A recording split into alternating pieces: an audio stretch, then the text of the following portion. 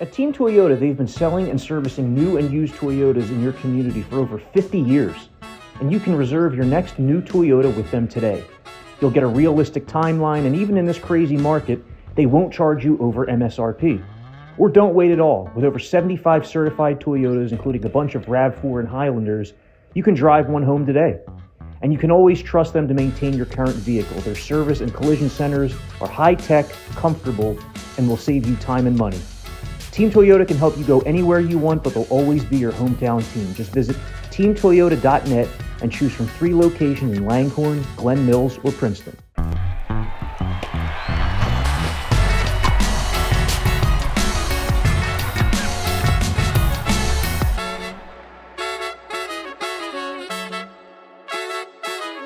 Hey folks, and welcome to the Phillies Talk podcast presented by Team Toyota. I'm Corey Seidman, and today I'm joined by a special guest, Sean Kane, the producer of Phillies Pre- and Postgame Live, a guy who probably sees more Phillies baseball than like 99.9% of the world. I'm talking every pitch of the season, save for, the occasional off day he gets once every 27 days or so. How many years have you been doing this, Sean, the Phillies Pre- and Post?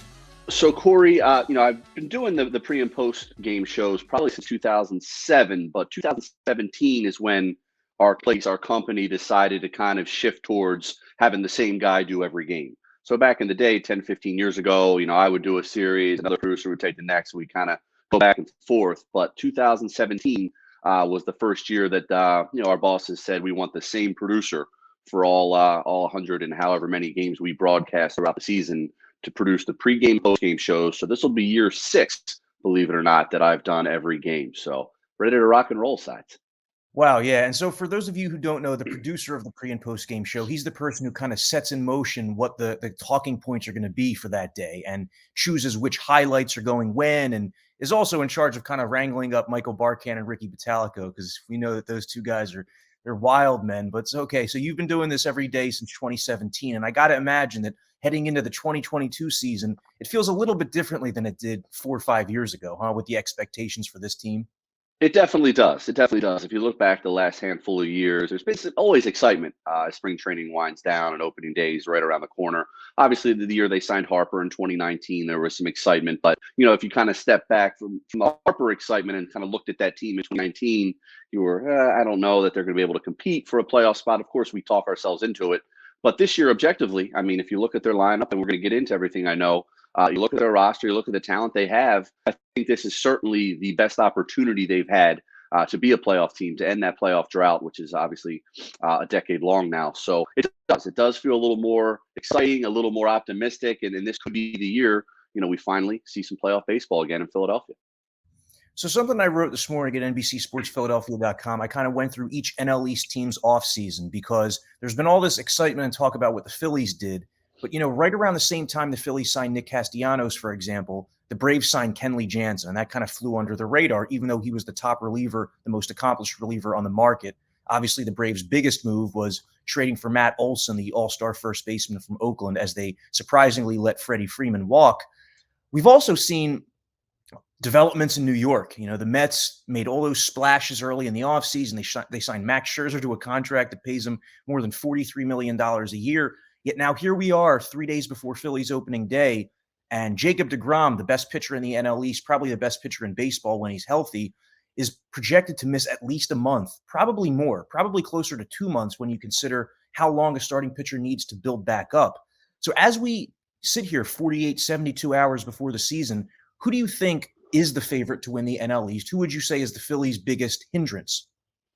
So you mentioned the Mets, obviously, and they've gotten a lot of the offseason attention, but I still have to go back to Atlanta. And obviously losing Freddie Freeman is more than just losing a great hitter and a great first baseman. He was the heart and soul of that franchise for over a decade now. So that's a big deal, and I'm not trying to say it isn't. But, knowing the way the Braves do business, they just seem to have that magic touch. Now, here comes they lose Freddie Freeman. Now, here comes Matt Olson. They trade for Matt Olson. They sign him to a long extension, a rising star at the first base position. You add in into the core they still have in place, with guys like Austin Riley, Ronald Acuna Jr. coming back from injury. Obviously, Dansby Swanson still at shortstop.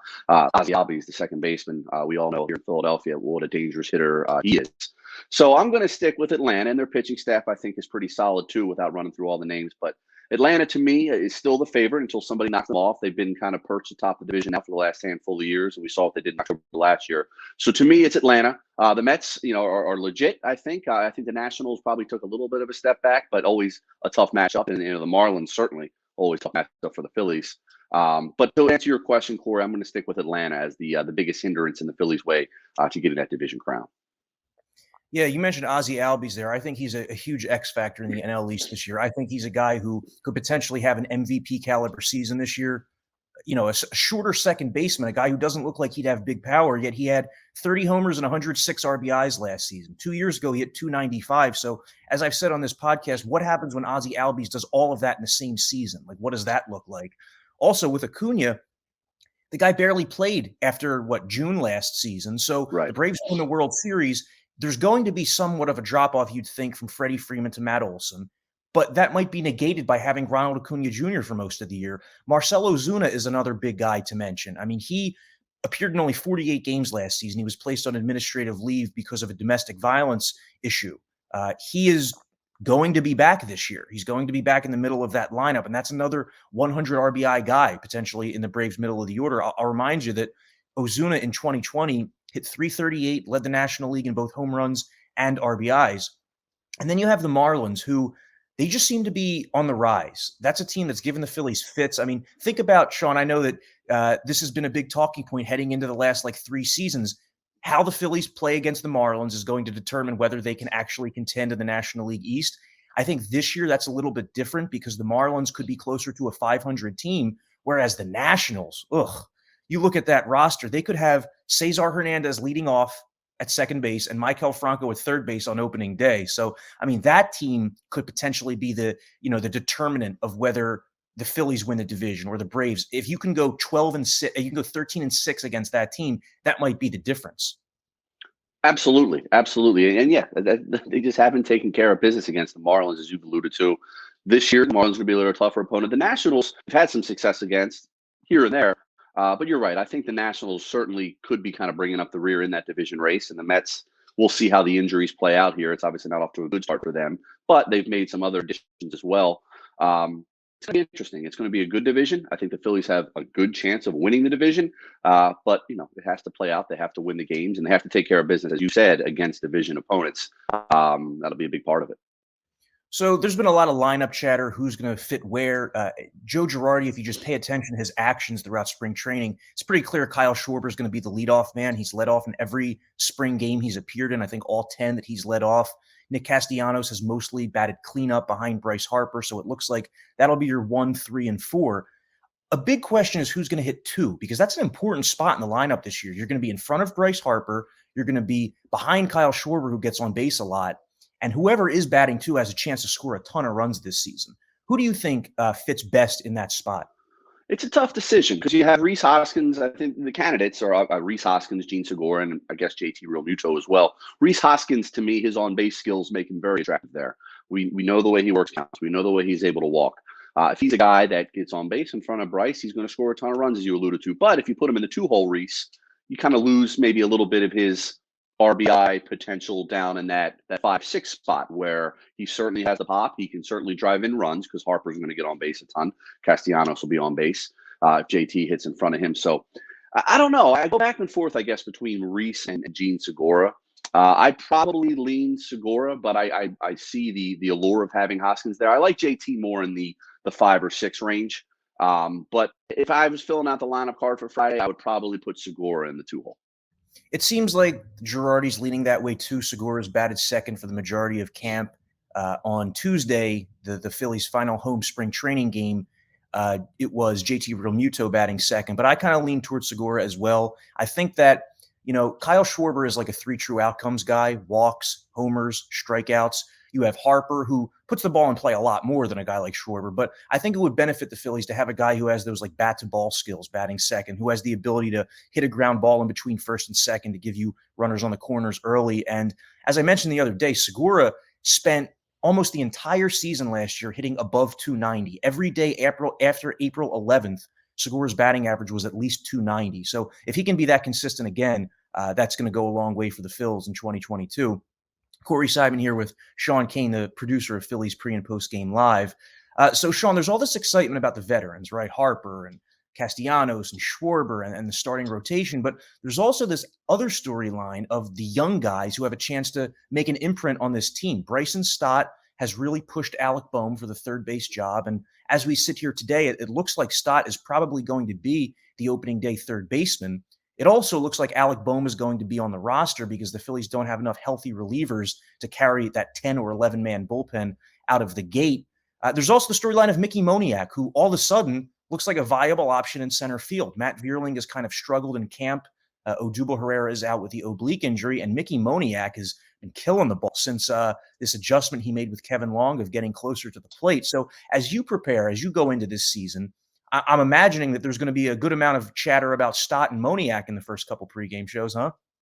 Absolutely. And those guys you just ran through, I think some combination of them will be the difference between the Phillies winning their 82 to 85 games or taking that leap and winning in the high 80s to the 90s and being a playoff team. Because the big six in that lineup, whatever order Joe Girardi stacks them, you have Schwarber, Segura, Harper, Castellanos, JT, and Reese. But then outside of that, you have Bryson Stott, you have Alec Boehm at the third base position at the moment, the center field platoon you mentioned. So, yeah, there's a lot of guys that can be X factors for them. Mickey Moniak had a huge spring, which I don't think a lot of people saw coming. I think people just assumed he would not be in the picture at the big league level out of the gate here, but he will be.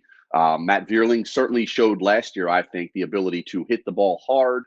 He plays a decent center field or outfield at least. He's not going to embarrass himself out there. So, yeah, I think these young guys, and along with, some pieces in the bullpen, that's the X factor. And if I'm sitting here today, I think Bryson Stott will get the nod at third base. If they're going to have Alec Boehm on the roster too, they're going to want to give him some at-bats. But I look for Stott to kind of take the lead there. Moniak and Vierling in center field. So it'll be real interesting to see how those two guys in center field, how the third base situation plays out. Because, again, if these young guys can step up and just supplement what you know you're going to get from the veterans at the top of the lineup, that'll be huge. That'll give the lineup even more depth and make this Phillies team a playoff team, in my opinion. These young guys can at least kind of step up and carry the load a little bit. So two of the downfalls for the Phillies last season, obviously the bullpen. I mean, the Phillies blew a lot of late leads again. They had that 7th, 8th, 9th inning trio last year of Archie Bradley, Hector Neris, and Ian Kennedy after the trade deadline.